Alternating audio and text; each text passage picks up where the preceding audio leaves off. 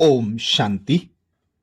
कलयुग की अति और कलयुग के अंत का अब वही समय है जिसे हम सभी बार बार पुकारते थे। वही भगवान पिता निराकार परमात्मा जिससे हम आग्रह करते थे कि इस दुख की दुनिया से मुक्त करो, सुख की दुनिया में ले जाओ। वही क्षण जिस क्षण वह हमें दुख की दुनिया से मुक्त कराने आता है, हर ओर जब विनाश लीला शुरू हो जाती है, चारों ओर जहां हाहाकार की आवाज सुनाई देती है, किसी को अपनों के खोने का दुख होता है तो अनेक कारणों से सभी दुखी होते हैं, अर्थात दुख की भी अति हो जाती है। वही समय अब चल रहा है। चारों ओर यहां वहां हाहाकार की आवाज सुनाई दे रही है।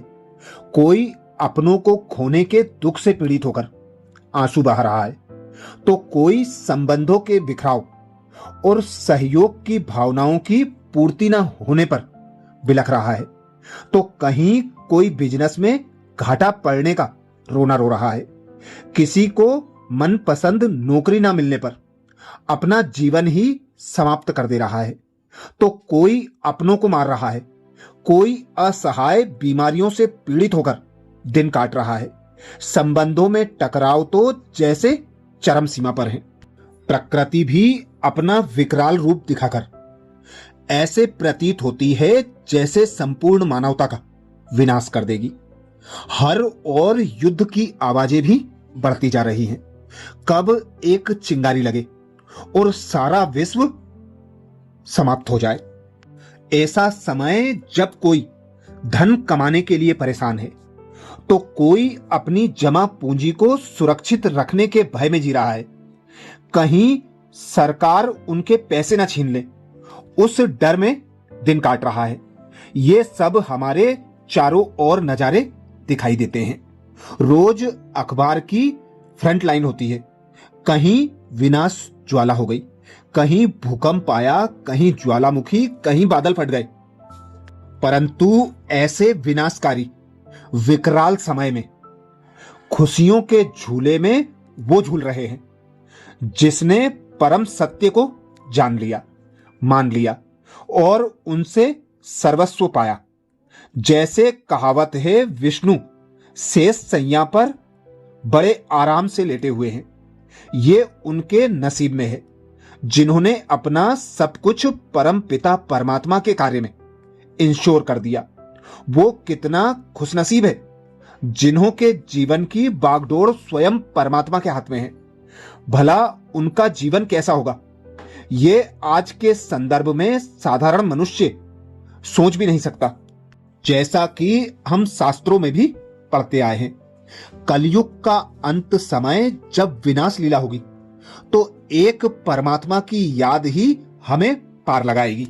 तो वही समय अब कलयुग के अंत का, हर और दुख अशांति की अति का समय है। यही वास्तविकता है और यही हकीकत है।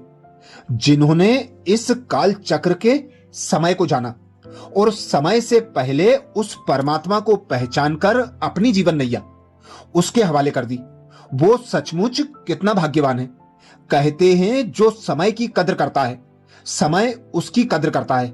तो संसार में वे महान आत्माएं हैं जिन्होंने प्रभु के बताए रास्ते पर चलकर अपना सब कुछ सफल किया, ना आगे देखा ना पीछे।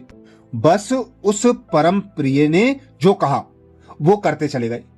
आज हम देख रहे हैं, धन्य है उनका जीवन। परमात्मा ने उनको पाला भी, पढ़ाया भी और गढ़ा भी। आज वो दुनिया के लिए जैसे रोशनदान है।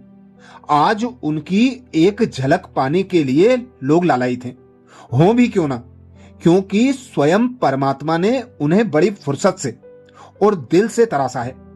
उनके एक दीदार के लिए हर निगाहें जैसे प्यासी हैं। जहां एक और ग्लोब पर विनाशकारी तांडव की तैयारियां हैं, एक दूसरे को आंख दिखाना, आपस में लड़ना लड़ाना, ऐसा वातावरण है।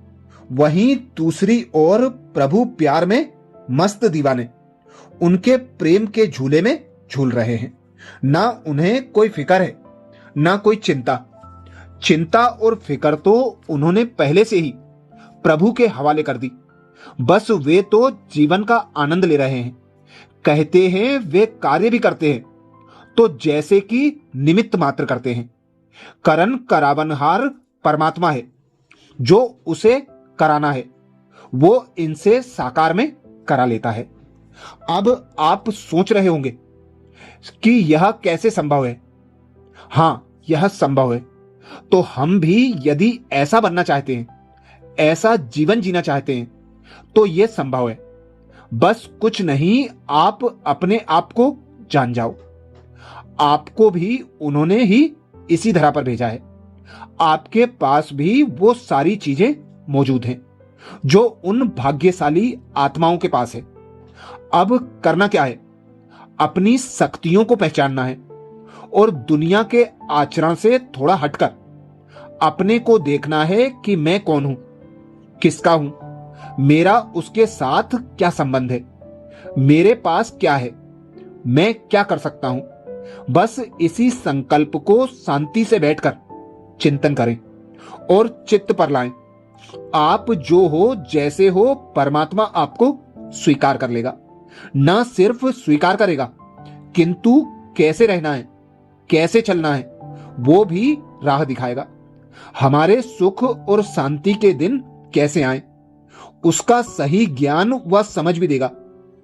इतने तक ही नहीं, वो तो आपके साथ साथ रहने का, साथ साथ चलने का भी वादा निभाएगा। ये आप सोच रहे होंगे कि ये सब कहां हो रहा है, पर जिसको उसे पाने की तीव्र चाहना होगी वही तो उसे प्राप्त करेगा। हम आपको बता भी दे तो फिर किंतु परंतु, ऐसा वैसा, यहां क्यों, ऐसा क्यों, ये प्रश्न आपको उनसे मिलाने में बाधक बनेंगे, अवरोध पैदा करेंगे। आप फिर उसी चक्रव्यूह में फंस जाएंगे जिससे आपको निकलना था। इसलिए हम आपको बताना चाहते हैं कि अब ये कार्य परमात्मा का चल रहा है। वो अपनी पसंद और आपकी पसंद की दुनिया बना रहा है। जो आज आप देख रहे हो, यानी दुख, अशांति, वो तो वहां प्रवेश भी नहीं करेगी। ये सब जानकर आपके मन में प्रश्न उठता होगा कि ये सब कैसे संभव होगा, पर वास्तविकता में ये हो रहा है। अगर आप चाहते हैं तो आप उसे ढूंढिए, अथवा तो जैसे आप जी रहे हैं वैसे ही जीते रहें। पर हम आपको कहना चाहते हैं कि बीता हुआ समय पुनः लौटकर नहीं आएगा, फिर पछताना होगा, क्योंकि कहावत भी है, फिर पछताए का होत, जब चिड़िया चुग गई खेत। अच्छा, ओम शांति।